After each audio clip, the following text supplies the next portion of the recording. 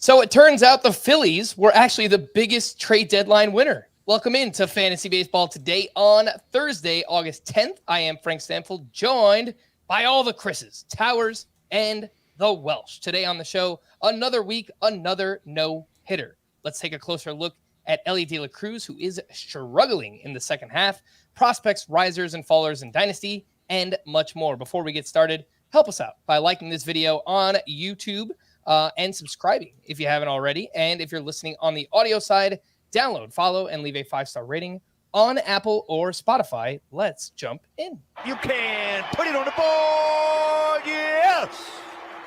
Yes.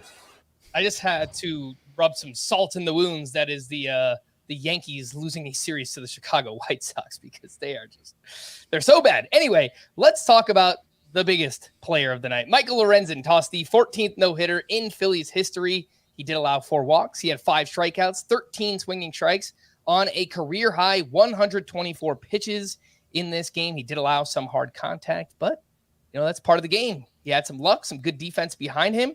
Did lean into the changeup in the start, and it was pretty damn good for him. 8 whiffs on that pitch, a 44% whiff rate. First 2 starts with the Phillies here. 18 innings pitched, 6 hits, 2 earned runs. It's been a great first 2 starts for Michael Lorenzen here, who on the season now has a 3.23 ERA, a 1.04 whip, well below a strikeout per inning. We know he more so pitches to contact than anything else. But, Towers, I'll throw this one your way. I brought this up to Scott recently. It feels like every year there's a couple of pitchers that just outperform their peripheral numbers all season long. Last year it was Martin Perez, and I know that you were anti-Martin Perez for most of the year. Michael Lorenzen kind of looks like that guy this year, where things don't kind of line up with the FIP and the XFIP, but he's still pitching really well. Your thoughts on the no-hitter? Look, regression comes for us all. The big regression monster in the sky, we will meet that at the end of all things. I don't know what to say. We've seen it with Martin Perez. He managed to do it for a whole season, and he's been one of the worst pitchers in baseball this season. I don't necessarily think that's what's going to happen with Michael Lorenzen. I think he's probably a roughly average pitcher. He does a lot of things at a roughly average level. Strikeouts slightly below average, but I don't this is one of those things where what people want to hear is that Michael Lorenzen will continue to pitch really, really well. And if you want someone to say that, I'm sure you can find someone who will say that. I am not that person. My process is going to be that if I don't think a player is good, even when they're doing well, I will say they are not good. And sometimes it looks really dumb. Cody Bellinger might have hit another home run today. Who knows? But you have to have a process, right? Bryce Elder's a good example of this. He was a guy that you and Scott, we had this big to-do, and you and Scott were like, well, maybe he's just different. Maybe he's just doing something sustainable, and it's not showing. And it's like, no, he's been stinky for a while now. I think Michael Lorenzen is not a particularly good pitcher. He's getting really good results right now. That's all I have to say. If I have to continue to be wrong about Michael Lorenzen, I will continue to be wrong about Michael Lorenzen. I was hoping you wouldn't ask me. And that might be perfectly fine. He is 79% rostered, so he's really only out there in the shallowest of leagues. He's at the Blue Jays next week, a lineup that is scuffling big time, so it might turn out to be another good start here for Michael Lorenzen coming up. Welsh, I moved Lorenzen up to SP 65 on Wednesday when updating the rankings. And just to put this in perspective for you, the 3 names just ahead of him, Gavin Williams, John Gray, Aaron Savali. The 3 names just behind him, Jack Flaherty, Lance Lynn, Reed Detmers. Does that sound like an okay range for Michael Lorenzen? Yeah, there's part of me that's like, who are all the guys above them? That's actually a pretty decent range of pitchers that you've got there that are down in the 60s.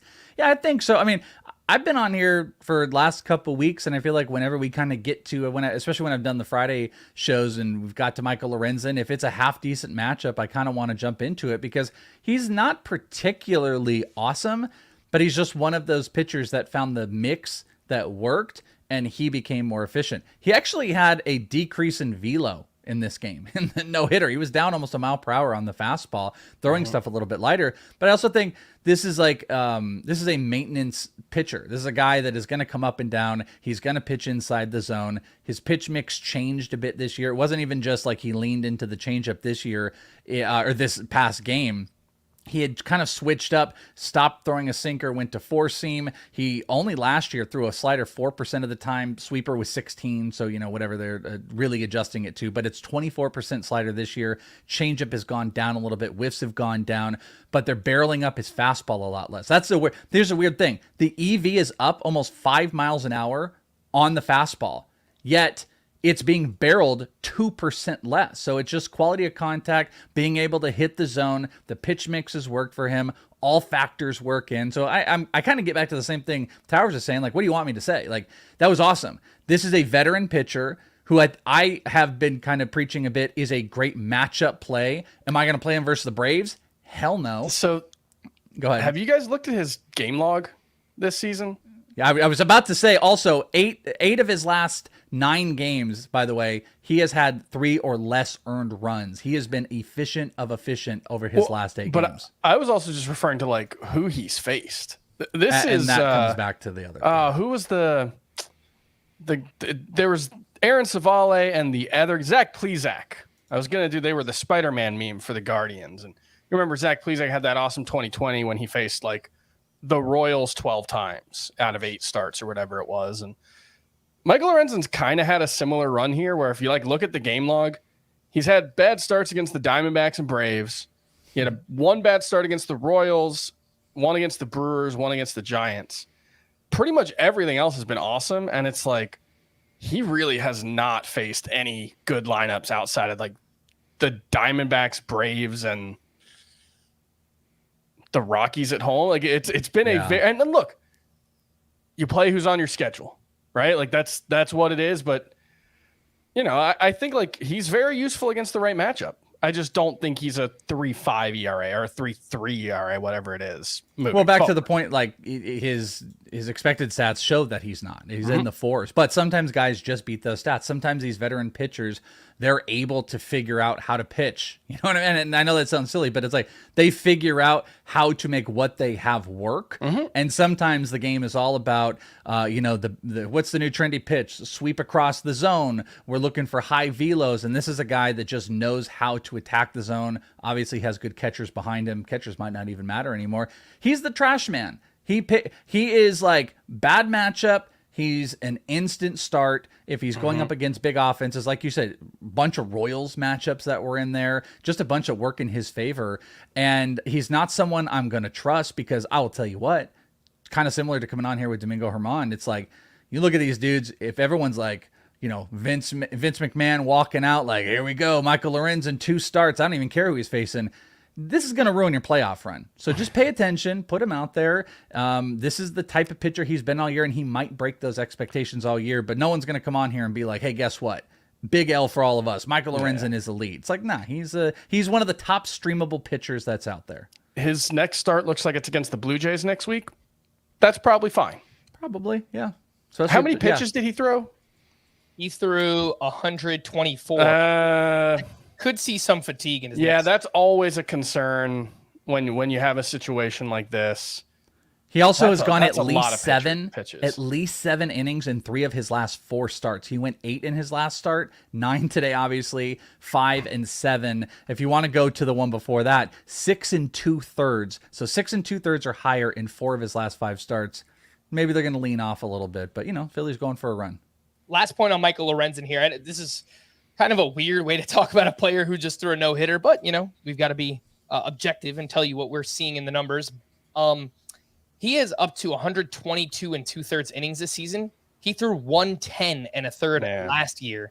Hasn't hit 150 since 2015, and that was the minors and the majors combined. So I think we have already talked about this. There is a chance he could wind up in the bullpen in the final month of the season. So just keep that in mind. I think it's a legitimately tough call to start him next week. I think at this point, like, Toronto's a pretty good matchup, but I think I would lean towards sitting him. He does have an extra day of rest, but coming off 120, like, I could see it being an 80 pitch start next time out. Towers, let's go right back to your player of the night. My player of the night, we do pitchers so often. Let's do a hitter, and it's a hitter that Frank and I have been hoping for good things from and have mostly not gotten them. Seiya Suzuki, who went 3 for 4. It was his first game back in the lineup since Friday. There were some quotes about him, I was swinging at the wrong pitches. I didn't like my approach, so they kind of gave him some time to work on some stuff. 3 for 4, a home run, a triple, a run score, 2 runs scored, and an RBI today. Underlying stats for Seiya Suzuki remain pretty good. He still hits the ball hard. He's still got pretty good plate discipline, strikeout rate up a little bit, but for the most part, I still think there's a really good player in here, and it would not surprise me if Seiya Suzuki went on a little run in the last month plus, I guess. Yeah, I've been waiting. The StatCast numbers have looked mostly good. The plate discipline for a lot of the year looked great for Seiya Suzuki. The home run in this game, 112.2 exit velocity, 423 feet. I mean, that's something you see from a legitimate power hitter, not someone who has 10 home runs on the season. So It's definitely been a weird letdown season for Seiya Suzuki. No excuses here. He's 55% rostered.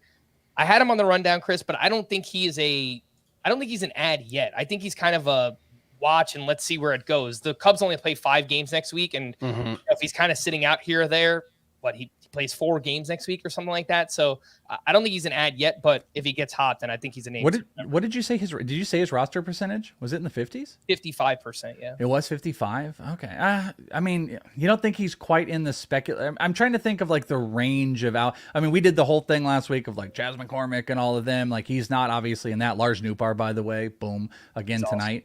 Awesome. So he's not in that range, but like, is he that far off from that tier of outfielders that are sitting out there? Like when there's a part of me that would want to speculate because it's dreamy, that Baseball Savant page. It's dreamy on the hard hit stuff. He's been a more patient hitter. You're waiting for him to connect. Sometimes offense is contagious when you're going for a playoff run type of thing. So I don't know. There's a part of me that's like, I don't know if he's that insanely far off from that. He's like near the top of the next tier after the Nootbaars and the Chas McCormicks and I don't know, even Riley Green. Like, do you want Riley Green exponentially more than Seiya?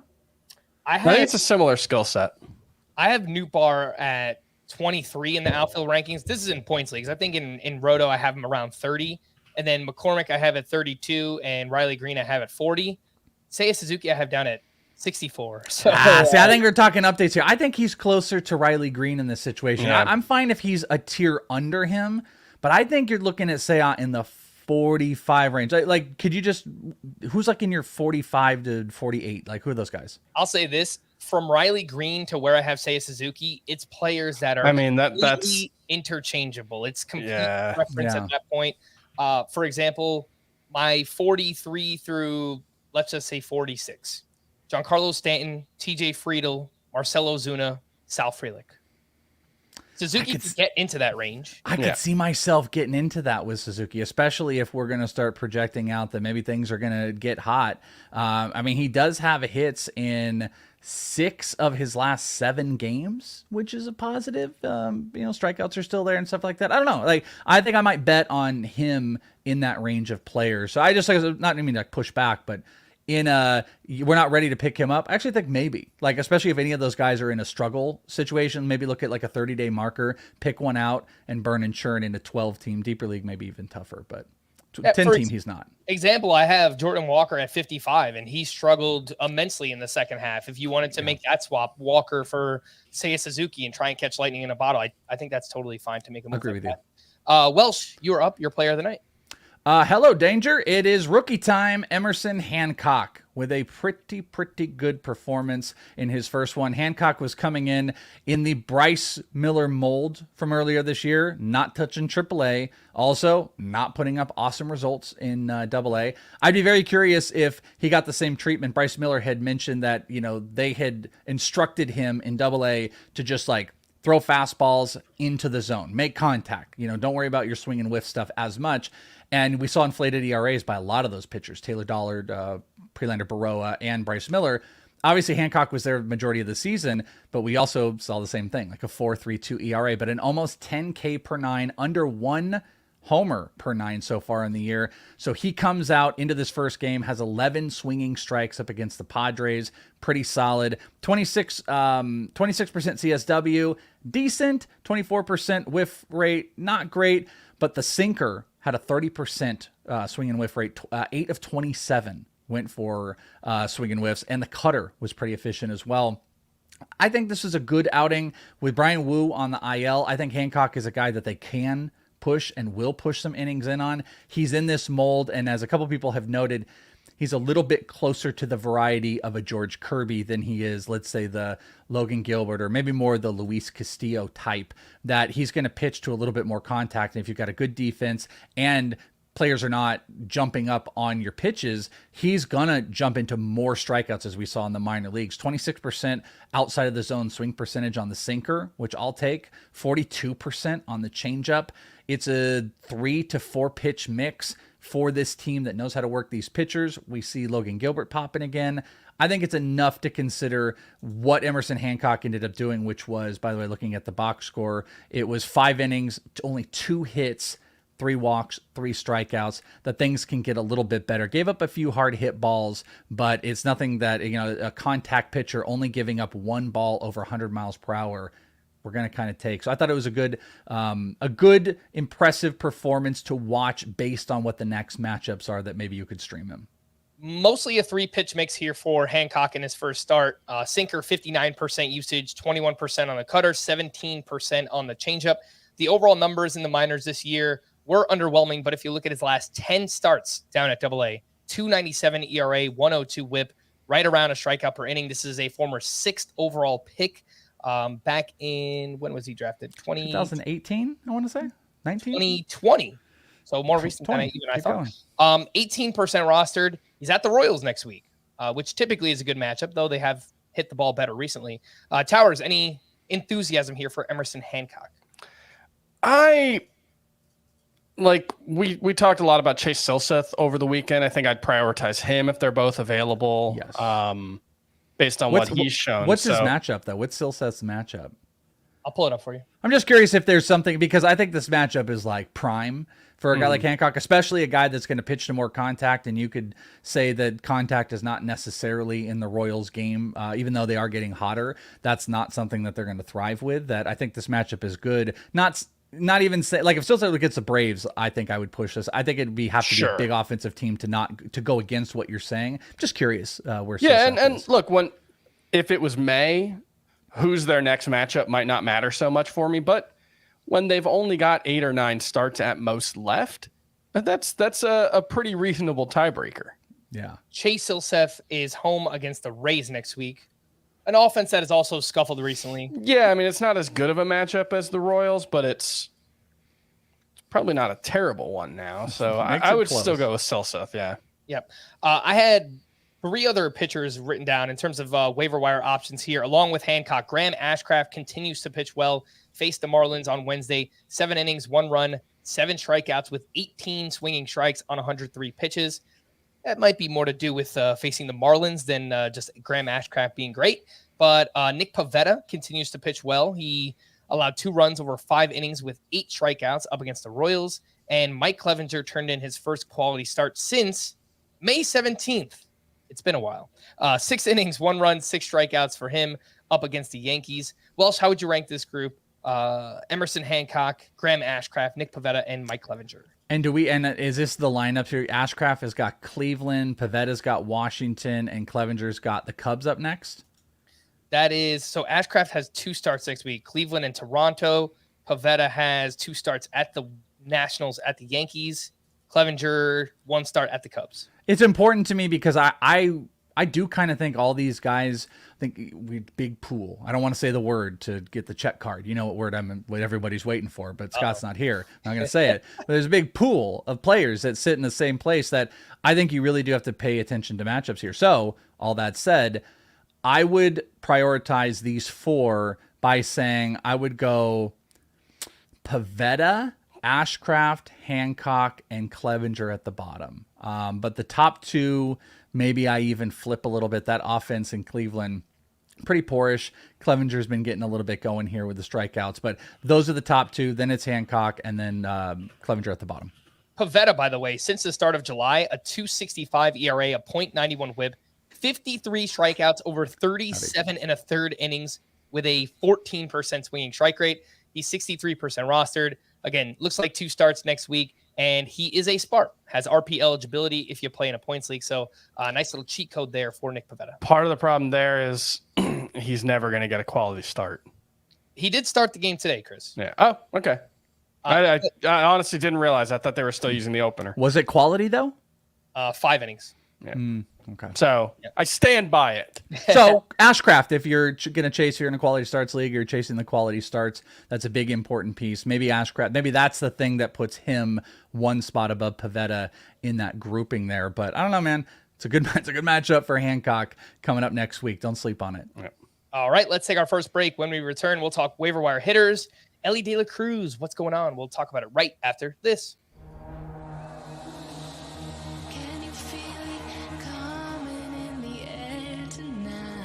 This is the sought-after trophy when we tee it up, the first event of the season that you think about. This is a way to end the year in a way that only one man can.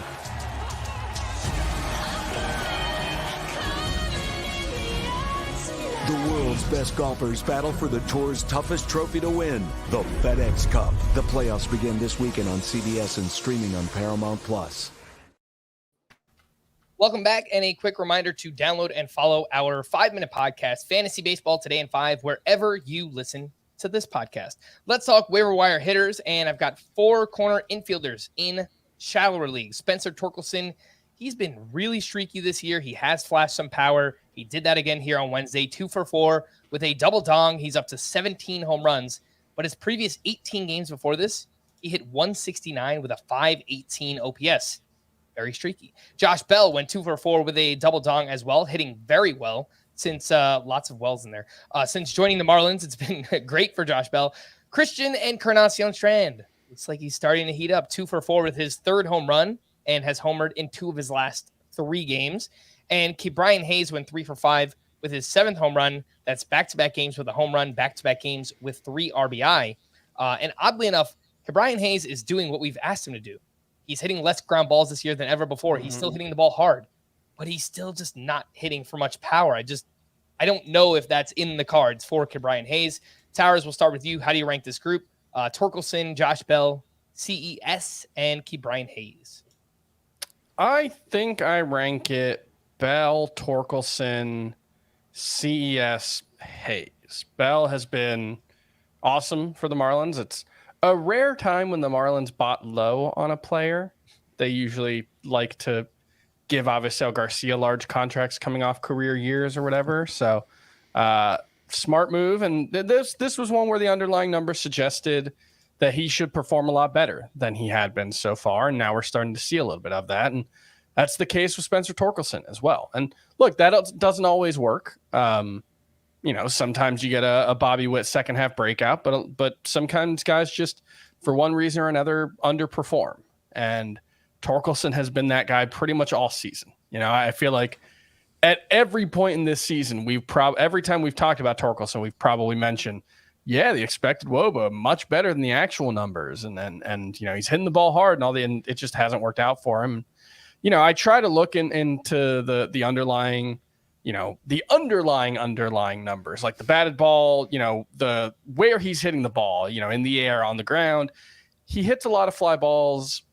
He hits the ball a lot to the pull side in the air. That can drop your BABIP, but it should lead to more power than we've seen from him, especially with how hard he hits the ball and how consistent he hits the ball. So I don't really see much of a reason why Spencer Torkelson shouldn't be quite a bit better than he has been so far the rest of the way. And I do think there's a chance that we get a pretty big final couple of months from Spencer Torkelson, and we're looking at him as a big breakout candidate for 2024. I wonder if he's a guy who will always underperform maybe not always, but at least this year, underperform his expected numbers because of the ball. Because of the ball. Yeah, that's a good point. Yeah. Whereas like Brian Hayes is a very different situation, because Brian Hayes' big issue, he hits the ball either straight away or to the opposite field 75% of the time, For Torkelson, that's 54% of the time.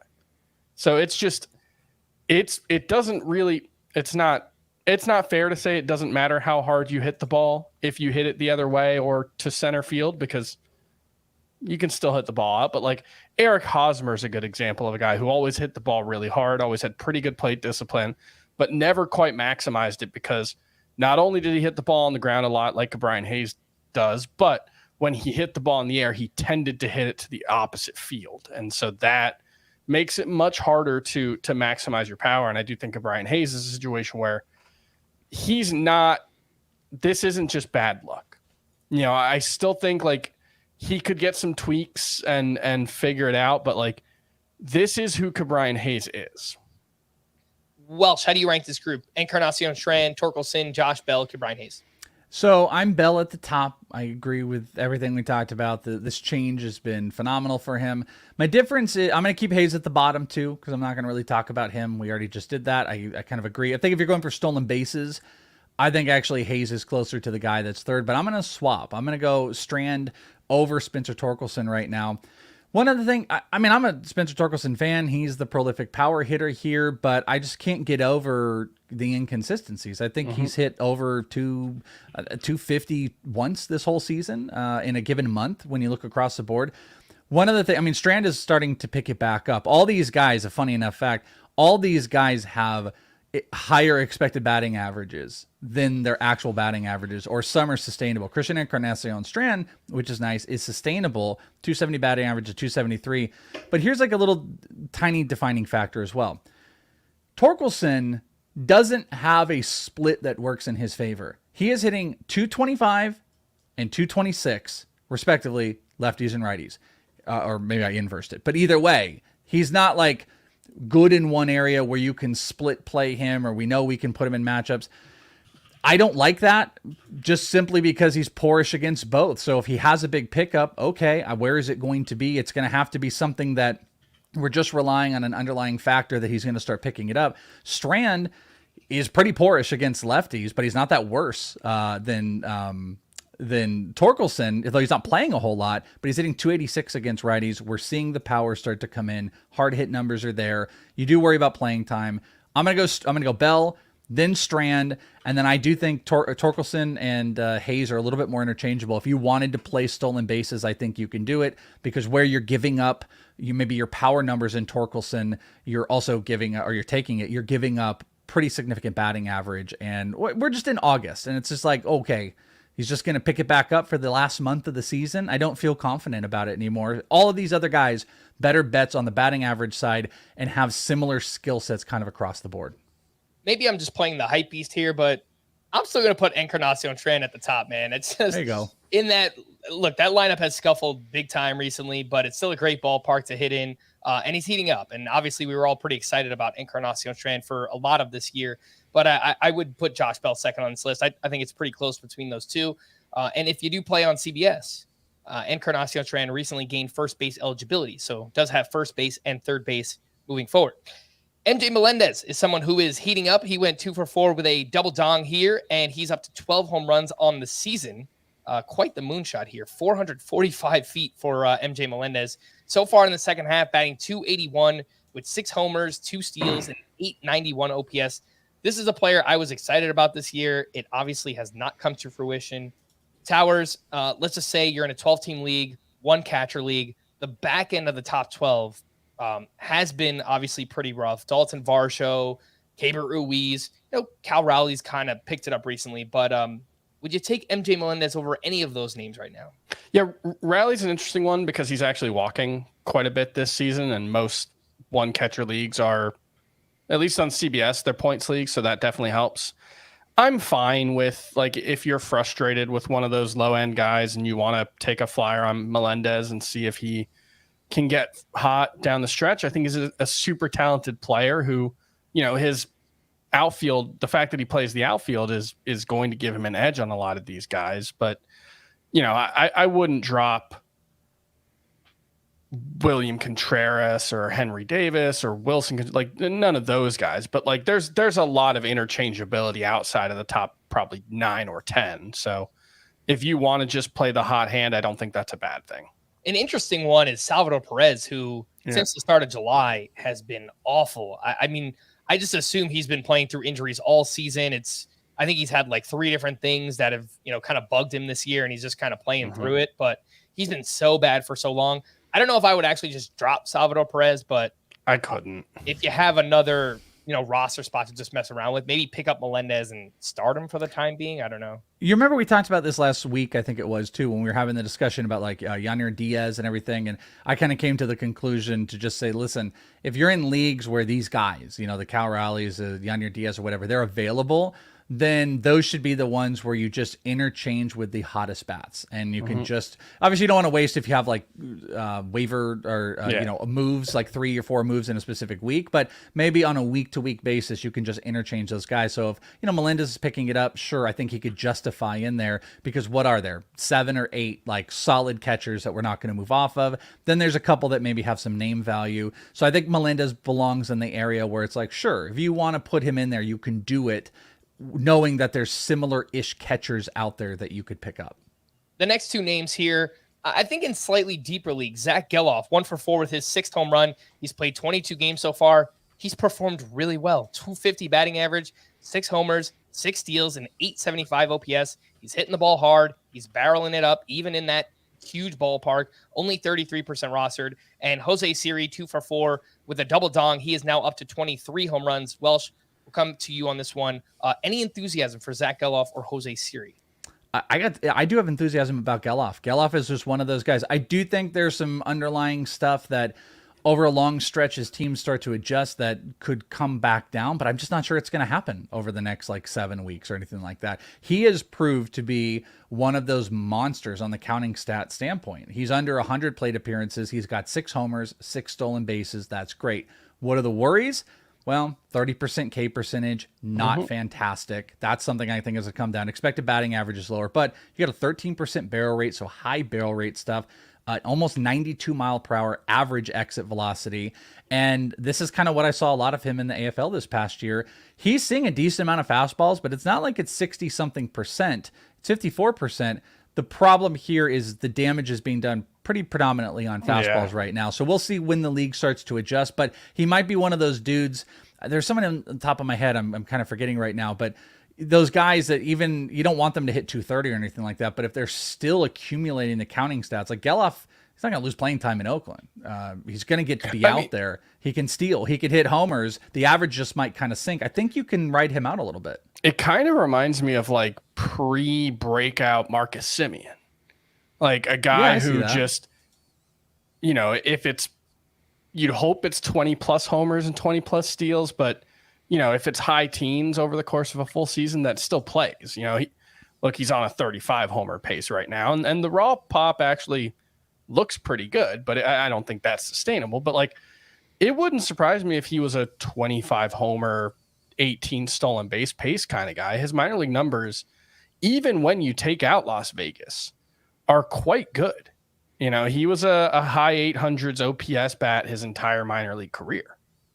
Yeah, and they like him defensively too. He shined defensively in the AFL. That's something that's going to help him get out there. One other thing that's fun, 28% ground ball rate. So get the ball in the air, dude. It's something we saw him doing there. He is pulling the ball. He's getting in the air. You're seeing those numbers kind of stack up, which is creating a little bit more of a floor for a guy that does have a swing and miss problem. It's over 30%. So we know. But again, this is the type of year.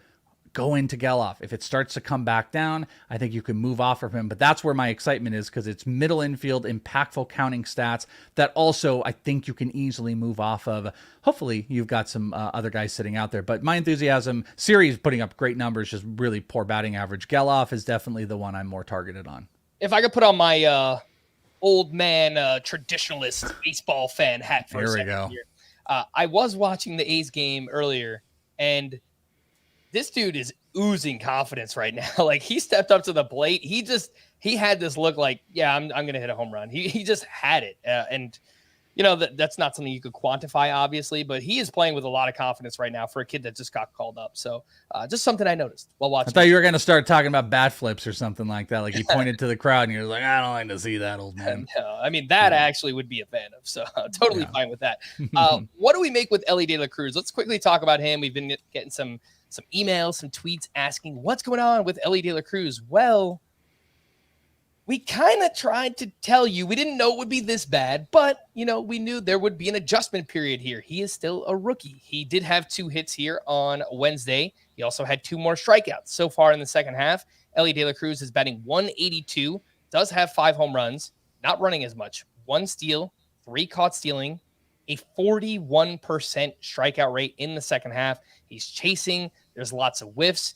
He's actually done a good job lowering the ground ball rate, which is something we did want to see. He's still hitting the ball hard, but Towers, no player is going to succeed with a 41% strikeout rate. I mean, this is above peak levels of Joey Gallo from back in the day. So until he can readjust and get those strikeouts down, I think we're going to continue to see some struggles from Elly De La Cruz. You are muted, sir. The bigger concern for me, everybody drink. The bigger concern for me with Elly, one stolen base attempt in his last 21 games. That was the one thing that we thought for sure would be there no matter what. Well, he's, since the All-Star break, he's got a 250 on base percentage. 5 of his 26 times on base have been home runs. 1 has been a double, 1 has been a triple. There just have not been a lot of opportunities. And this is the problem when you're talking about a volatile skill set like this, is just the highs are going to be incredible. He's one of, if not the most physically tooled up player in baseball. He's also got, more tools than skills right now. There's a dichotomy between tools and skills, and skill is the refinement of the tools, and he's not there yet. And so, we talked about it when he was doing really well. He was still hitting the ball on the ground too much. He was striking out too much. I think this was always within the realm of possibility. Like you said, we didn't expect it to be this bad, but the range of outcomes for Elly De La Cruz is incredibly, incredibly wide. And I get why people wouldn't have wanted to sell him for anything but a top 5 player when we were talking about selling him. I absolutely do, because that was also within the range of possible outcomes. We're seeing, craps. You don't want to roll a 7, or you do want to roll a 7, whatever the bad thing in craps that can happen a couple of times in a row. Sometimes that happens. I played craps one time. It was like 4 a.m. I don't really remember it for reasons. I've never played. So I need someone that knows it. I've never played it either. I kept doing this one bet that the dealer kept telling me not to, and he was clearly getting annoyed, and I kept doing it and kept winning, and he kept getting more and more annoyed. So that was fun, but I have no idea what that bet was. Anyway, the point is sometimes bad things happen. And we're seeing bad things happen for Elly De La Cruz right now. And it's just, you have to think about things, especially with a player like this, and an O'Neal Cruz and Anthony Volpe coming into the season, and Jordan Walker, especially young players with big skill sets. You have to think about them in terms of the range of possible outcomes and what you're willing to stomach when things are going poorly, because we saw with Volpe, we saw with Jordan Walker, they're volatile. They can get sent down, they can scuffle, they can drag your team down, and you have to figure out whether you're willing to stomach that in order to chase the upside that can come with these players. And I think also, so go ahead, Frank. I was going to say, and that's something Scott has talked about a lot this year, in that specifically this season, we've seen prospects struggle more than previous years, right? Where, for a while there was like every prospect that came up looked like they were awesome, right? And this is a good reminder that more often than not, prospects look like this. They look like Volpe, they look like Jordan Walker, than they do a Julio Rodriguez from last year or a Michael Harris from last year. That is kind of like the outlier, the exception to the rule when it comes to prospects. And I think we're just getting a good reminder of that. But the other thing is, sorry, just to jump in, is like perspective. He's also hitting 262 with a 27 homer, 47 stolen base pace over 150 games. So it's like, you also have to keep the total picture in mind that, like, having Elly De La Cruz has been worth it on your team so far. Welsh, from a dynasty, a long-term perspective, where do you see the plate discipline kind of settling in here? It's a near impossible question to answer, but from what you've seen and watching Elly De La Cruz, right now it's a 6.6% walk rate, a 34% strikeout rate. At AAA this year, a 14% walk rate with a 27% strikeout rate. Where do you kind of see that settling in, I guess, long-term for Elly? Yeah, that is an impossible question because there's a lot of factors. Like, I didn't believe that Oneil Cruz was going to make the adjustments that he did in a very short period of time. And then what did we not get? Oneil Cruz for the year because of an injury. So we didn't get to like really look through that. I will say that I think the steps of what Elly De La Cruz has done through the minors is very telling about him. Because you say like he's all tools. You know, he's all these tools right now and there's no refinement. Well, that's like what the minor league process is about. It starts to build and put in that refinement of these players. And we saw him make adjustments. I've harkened back to this a lot in recent years, but I used to, I was a big defender of Rafael Devers when he was a minor leaguer, and some loved him, some didn't like him. And he had this knack of being like, get to a level, struggle, and then dominate. Now he goes up, struggle, dominate, and just come. And you're getting to see development in front of your face. Elly's has been a little bit different because he's just, mashed and mashed. Then the Ks didn't worry about the K percentage. But then we saw him make those adjustments. So that's something I'm willing to bet on. But there are concerning things. And it's hard for me to gauge like what will change. I was going to throw this in. Elly has 4 pitches that he's seen that he has a 40% or higher K percentage against. And you could be like, oh, okay, what is that, like a cutter or something? Well, the K percentage is a 4-seam fastball, a curveball, a slider, and a sweeper. All 40% or higher K percentages. You don't like to see that with the fastball, though he obviously can mash those pitches. It's going to take a little bit of time, but his tools are so much so that I'm making the bet that he can do it. But I am a little bit baffled if like you get bombarded by like, what's going on? What's up with it? This is all we talked about. People were chastised online if they questioned that Elly can't be the next Ronald Acuña. This is what this is. This is baseball. The short attention span of like what this guy is now is the player is so silly. And it can burn you. I think it's going to burn fantasy owners in some respect where people are like, well, I just need the now. And it's like, okay, well, the now is going to be here in a month. And then you're going to be complaining about it. Elly De La Cruz is a great talent. Dynasty, this is a great opportunity on the buy, except he's still super high because he's Elly De La Cruz. We don't know who the total package is. He stopped running. What the hell happened there? The power, what happened in the beginning? This is a long adjustment period that I think an off season is going to really put into perspective going into next year. The best thing I can say, redraft, hold on to your butts, Jurassic Park, and go buy in Dynasty if anyone is selling low, because I'll always bet on insane tools like this. That's the weird dichotomy of it as well.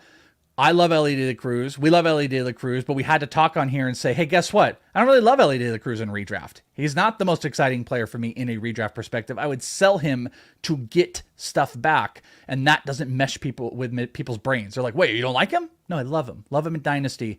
He's got to learn some stuff, and we're seeing it happen right now. All right. Again, that is Elly De La Cruz. Let's take our final break. And when we return, we'll hit some news and notes. We got some prospects, risers, and fallers. We'll do that right after this. In case you're new here, we're here to make history.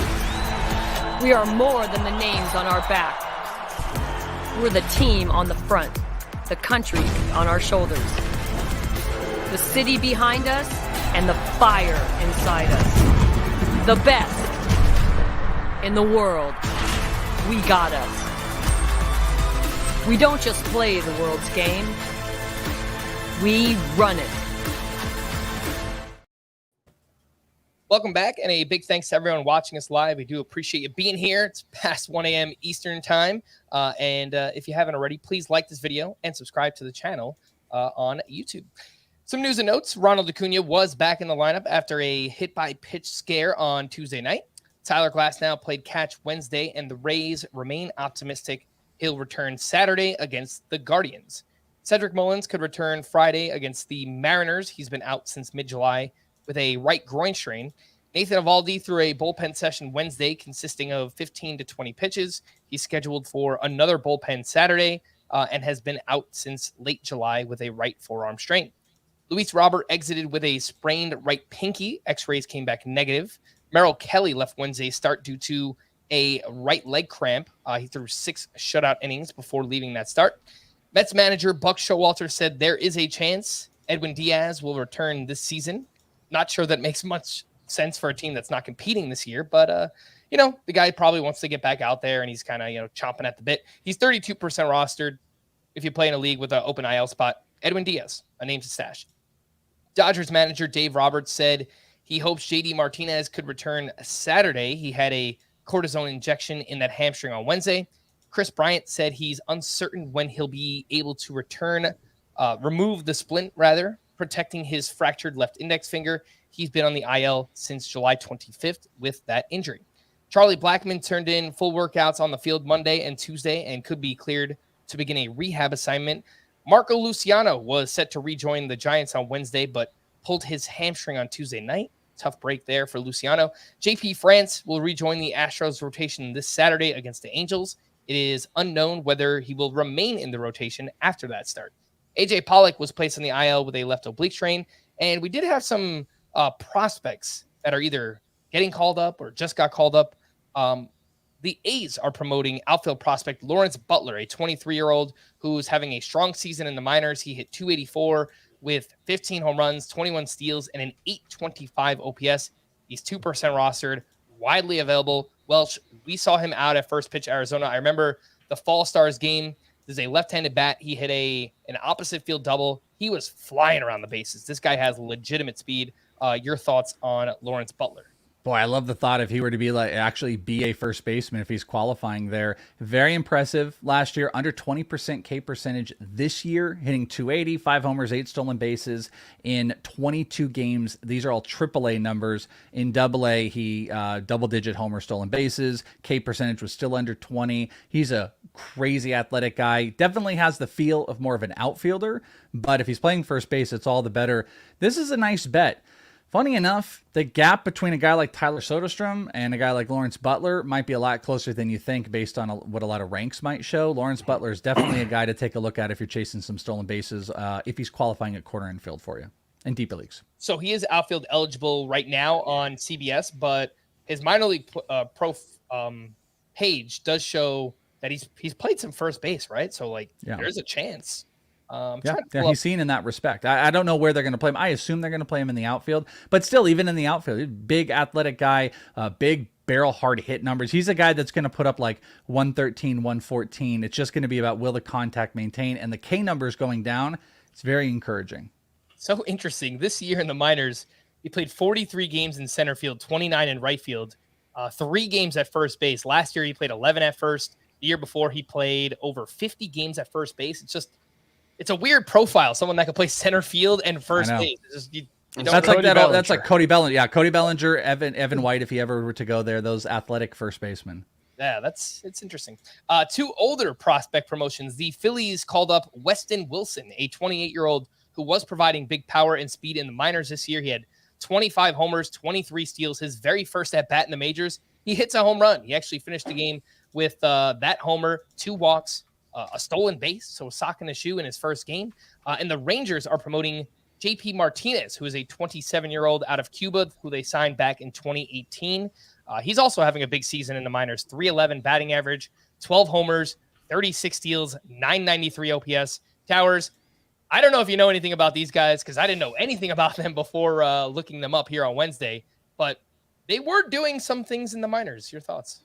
Yeah, the thing I wanted to check with Martinez was what position he played, because maybe it was calling him up for the young injury, but he is strictly an outfielder, so I don't think that's what it is. I mean, he was a pretty big deal at one point, top 100 prospect, but now he's a 27-year-old who's finally starting to hit at AAA.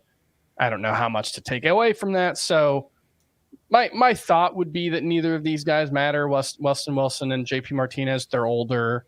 They're PCL guys in addition, or Martinez is, sorry. I don't think Wilson is, but, didn't really do much before this season. So I would be surprised if either of these guys matter too much. JP Martinez, by the way, he is a smaller dude, 5'8", but it just kind of reminds me of Adolis Garcia a couple of years ago, right? It's just a guy that came up. He was older, I believe also out of Cuba, and obviously hit the ground running here. I'm not saying that's automatically going to happen, but that was just where my mind immediately went. Some prospects, risers, and fallers in Dynasty. These are per the Welsh's prospect rankings. And Welsh, I'm just going to throw a bunch of names your way. You can hit on all of them. You can hit on some of them, maybe the ones that stand out to you most here. The biggest risers that I noticed here, Sebastian Walcott with the Rangers is a name that a couple of weeks ago, or maybe a month ago, there was some guy that was tweeting Towers and I every single day to get him in the CBS database. And I was like, who is this guy? Sebastian Walcott. But he's doing it. He's a 17-year-old. You moved him up to 34th in your prospect rankings. He's hitting for some power and speed right now in the complex league. Everson Pereira, recently promoted to AAA. You moved him up to 54th. Blaze Jordan, who is I believe an outfielder, third baseman, right? Going to be first base, outfield. He can kind of qualify at all those. Yeah, you moved them up to 67th. Let's start with those three. Walcott, Pereira, Blaze Jordan. These are all names that are inside of your top 70 prospect rankings. Yeah, and I put it in the private chat. You don't have to, but it's also on my Twitter if you want to check it out. I saw Walcott the other day smash a homer at Camelback Ranch up against the White Sox, and he is a special talent. Funny enough, not to get tropey with it, but there is an Elly De La Cruz-ness to him because he's got some big old swing and miss in his game. Sliders have been a problem. I've seen him just take a whole bunch of sliders, but he destroys mistakes. He is crazy athletic, getting around 6'4". He's out of the Bahamas. He is a nutty talent that I think a lot of places you're going to see. Rewind that. You're going to see him in the top 20. So bang. Just easy, barreled power, takes it over left field right there. He has been destroying this league. He played in the Dominican Summer League this year. Me or any other outlet, you're going to see Walcott crazy up list. So that's a guy, if he's in open systems that you can pick up. He is a big old talent. He's still growing too. Like I said, I think he's grown since he's been out here, but he's around 6'3", 6'4". It's a nutty skill set that a lot of people like. So I'm very big on him, but he's a decent ways away. Everson Pereira, throw him out. That my buddy James Anderson has been higher on him than I have. But you've seen hard hit numbers according to RotoWire, 33% hard hit he's had on the year, hitting over 300. The K's I worry about. They can get a little bit higher, but the Yankees have said there's a possibility he could come up this year. And that was one of the reasons they hadn't made some of the trades that they could have, was for Pereira. And he's a guy that kind of just fits that mold across the board. I worry that the contact issues are going to be bigger than what some other people are betting on. And Blaze Jordan is just a guy I've kind of been waiting to see if he maintained his batting average. I think he'll play in the AFL this year. He was a 14-year-old YouTube star for hitting crazy, insane 500-foot homers, and he's turned his game into being more of a contact hitter. And as you pointed out, hitting over 300. This is a young guy that can be a middle-of-the-order player, so I moved him up pretty significantly in this most recent update. Hey, music to our ears, Towers, because you have Blaze Jordan in the Scott White Dynasty League. I have Sebastian Walcott. So, yeah, let's go. You are muted, sir. I didn't realize Blaze Jordan was having that good of a year. I'm very happy to see that because he's been someone I've stashed away for a couple of years. Some names that you have falling down the prospect rankings right now. 3 that were drafted last year. Dalton Rushing with the Dodgers, Elijah Green with the Nationals, Gavin Cross with the Royals. It's not all good here, Towers, because you have Elijah Green. I have Cross. So we do have some risers and some fallers. 2 other big names that have struggled for quite some time. Robert Hassel, Jack Leiter. So 5 different names here, Welsh. Rushing, Elijah Green, Cross, Hassel, Leiter, all falling down the rankings. Yeah. A quick little hits. Rushing is, I would say, is a little bit more about how high I was on him, but he's at high A. He's 22 years old, and he raised his K percentage by like 9%. That's really worrisome. He has insane power. He showed it off last year in A-ball, 8 homers in 28 games. He's got 9 in 74 this year. Walks have been up. So I'm just a little bit worried. So that was a little bit more about like where I had him ranked overall. Elijah Green, he's been injured. He just started a rehab assignment back. He was a top pick. He is tooled through the freaking roof, but having like a 40% K rate, it has never changed. It's never got better. So I had to relent again. That's part of my rank. 43% strikeout rate for Elijah Green. Yeah, it's not going to work. Like that guy has 30 home run power, 20 plus. He could be a 30-30 guy. Physically impressive, 6'4", 220. It looks like a wide receiver like DK Metcalf out there. but he's striking out 40% of the time. That might be what DK Metcalf would strike out if he were playing baseball right now. So that's not going to work. So I had to move him down based off of where I had him. Hassel has never developed like I thought, so I moved him down. Leiter, I just wanted to speak on. From what I was told, there was real thoughts that they thought they were going to get Leiter this year. Like he was going to pitch in some capacity to help this team this year, but it went so south that he's on the developmental list, which means the team has taken him off of any organized baseball. Sometimes it's to control innings, but I think this has been more about this battle between him pitching north and south versus east and west. And he's still learning to be a pitcher, and I think he's out here working, and he's not going to come up this year. And the ERA is still 5, and the command is not there, so they need to fix something. I think he is insanely talented, but the numbers have just not worked. So some of these fallers are more about my stubbornness. And if people know and follow my ranks, I can be stubborn about just being like, this guy's done, because I am paying attention to talent. A lot of these guys I am seeing. So those are just a few of the ups and downs. And one guy you didn't mention, just want to point out, Ivan Melendez is a monster. He is someone you should go pick up in an open world. Diamondbacks, 27 homers. He is a guy that is going to be helping sooner rather than later. Former college bat out of Texas. Go get yourself some Ivan Melendez if he's still out there in the open world prospects. And Welsh, where can people find your prospect ranks? InThisLeague.com just goes to my Patreon. I got that up there. They can check it out. Just updated the other day. Dynasty ranks coming up soon. Do them every month. Every month is going down on the prospect ranks. So I'm a maniac. That's what I do. All right, let's wrap up here with some leftovers from Wednesday's action. We start with some pitchers here. Kevin Gausman has scuffled a bit recently, but he's back on track at the Guardians. 7 shutout innings with 6 strikeouts for him. Shohei Ohtani turns in another quality start. 6 innings, 1 unearned run with 5 strikeouts. Bobby Miller, you want to talk about scuffling recently. His last 8 starts, a 6.25 ERA entering this one. Goes 6 shutout with 7 strikeouts at the Diamondbacks. And Yu Darvish makes it 3 quality starts in a row. He was at the Mariners, 6 innings, 1 unearned run with 4 strikeouts. Towers, any thoughts here on Darvish, Bobby Miller, Shohei Ohtani, and Kevin Gausman? Yeah, the one thing, I don't know if you guys noticed this, but Shohei Ohtani got checked out by the trainers again in this outing. I think that's 3 starts 3 straight. Yeah, now. that's crazy. And he was fine. It was right towards the end of his start, and he ended up being fine. He made the final inning, but it's just like, man, it feels like, obviously the previous couple of times it's just been cramping, and maybe that's all this was. Maybe it was just a minor issue, but it's like, it feels like it's like on the razor's edge right now with Shohei Ohtani. Also just in terms of how he's pitched, the velocity's been down. The results haven't been quite as good. He's still obviously a terrific pitcher. But yeah, that was the one thing I noticed. And then Bobby Miller, it's just kind of been a weird year for the Dodgers. It's an organization where it feels like everything goes right for them so often. And this year, especially with their starting pitching, especially the young starting pitching, they just have not been able to plug and play guys the way they have been in the past. Gonsolin, I don't even know if he's going to stay in the rotation with the way he's been pitching.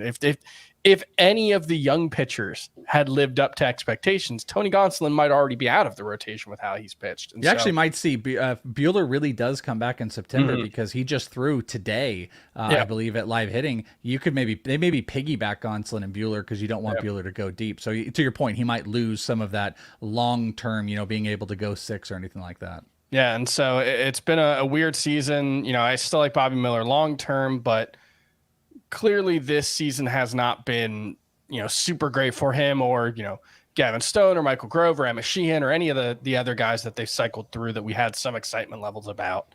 But given their track record, probably going to take an opportunity to buy low on some of those guys next year. Yeah, Bobby Miller is an interesting one, and I'm interested to see by season's end, what does everything look like with him? Because the stuff is there. The guy throws extremely hard. I pointed out his curveball. He threw it more in this start. His curveball has been disgustingly good. Yeah, 42% whiff rate. Yeah, 156 batting average against a 42% whiff rate. So he's definitely got the talent. It's just now a matter of putting everything together for Bobby Miller. He feels a little like early Walker Buehler, where the results were much better for Walker Buehler. The results were always really good for Walker Buehler, but it was like he had so many pitches that it was like trying to figure out what the best mix of them was and tinkering with that. He throws 6 different pitches if you count the 2 different fastballs. So that's also one of those things where it's like it might just be a little difficult to develop that kind of pitcher at the major league level. Some hitting leftovers here. We mentioned the name earlier. Lars Nootbaar continues his tear, 2 for 5 with a sock and a shoe. His 12th home run, his 8th steal. He has been awesome in the second half. Wander Franco went 3 for 3 with his 16th home run, which he crushed 448 feet. He is turning the power back on. It's good news there. 5 home runs over Wander Franco's last 10 games. Nick Castellanos, 2 for 4 with a double dong, up to 19 home runs. Was really struggling in the second half before this game. So nice to see that from him. Pete Alonso, dude is on fire again. 4 homers over his past 3 games. A sock and a shoe here. 35th home run. 4th steal. The dude is red hot once again. Jose Altuve, 3 for 5 with his 11th steal. 2 runs, 3 RBI. 12 games since returning from the IL. 354 batting average. 2 homers. 6 steals. Jose Altuve, still that dude. Giancarlo Stanton, 1 for 4 with his 18th home run. He's hitting for power, not much else. That's kind of what we expect at this point. Has 11 home runs over his past 26 games. He's also batting just .212 during that span. Welsh, lots of names here, but anything that stood out to you? Stanton, Altuve, Alonso, Castellanos, Wander Franco, and Lars Nootbaar. Lars Nootbaar. I mean, I can't help but the Lars Nootbaar stuff. He is hitting .398 against fastballs this year. That's an absurd number. He still has an expected batting average of .332, but 119 on breaking, 222 on off speed. Off speed has an XBA of 252, though. It is interesting that we're not seeing any big pitch mix changes as he's being like really, really successful right now. But, he can destroy. He's a really smart hitter. This is why you make the bet. And this will be one of those weird ones at the end of the year. Lars Nootbaar is going to end up kind of feeling right, even though there was a big chunk in the middle that wasn't good. And I would take Nootbaar, I think, over everybody we just talked about that you had on your list as far as the outfielders, like the Stantons and stuff. Yeah. The call to the bullpen, a few updates here for the Reds. Alexis Diaz entered the 9th with the game tied. He gave up a run, took his 4th loss of the season. For the Marlins, David Robertson picked up his 17th save. For the Rockies, Justin Lawrence entered in the 10th inning with a 1-run lead and the Manfred man on second base. He gave up 2 runs, took his 4th blown save and 5th loss of the year. For Oakland, Trevor May picked up his 12th save. For the Cardinals, Jojo Romero is a lefty in the pen.